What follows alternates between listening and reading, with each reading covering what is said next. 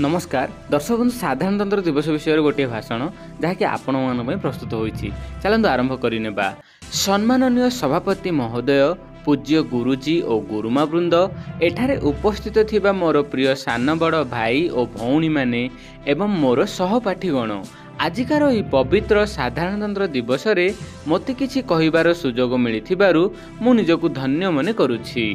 आज हूँ 75तम साधारणतंत्र दिवस बा गणतंत्र दिवस। एही अवसर रे मु मो देश प्रति महाभारतीय जाति प्रति नम्र कृतज्ञता ज्ञापन करुछि।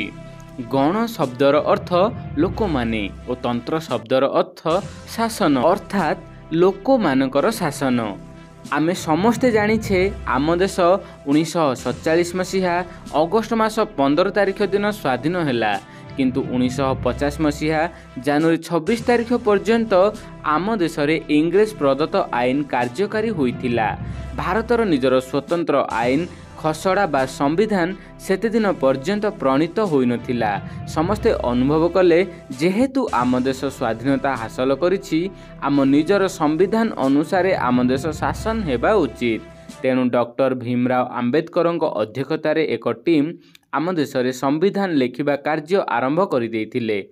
डॉक्टर भीमराव आंबेडकरଙ୍କ सेही महान अवदान पई दीर्घ 2 वर्ष 11 मास 18 दिन धरी संविधान लेखा चलीथिला। शेषरे 1949 मसीहा नवेम्बर मास 26 तारिख रे संविधान रो लेखा शेष होइथिला किंतु आमर संविधान 1950 मसीहा जनवरी 26 तारिख रे स्वीकृति लाभ पाइथिला। सेही दिन ठारू आमे जनवरी 26 तारिख को गणतंत्र दिवस रूपे पालन करि आसुछु। सारा देश रे विद्वान वीर सैनिक दक्ष पुलिस मानकु एही पवित्र दिवस रे पुरस्कृत करा जाए। त्रिरंगा झंडा तले समस्ते एकजुट होई भारतर कोण अनुकोण रे सम्मान जणाइथांती। एही गणतंत्र दिवस केवल सामूहिक आनंददायक उत्सव नुहे, एहा आम पई आत्मसमीक्षार दिन।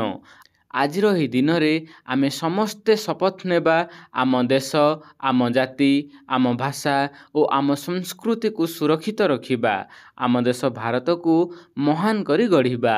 मु एतिकी कही मोर वक्तव्य शेष करुछि। जय हिंद, जय भारत।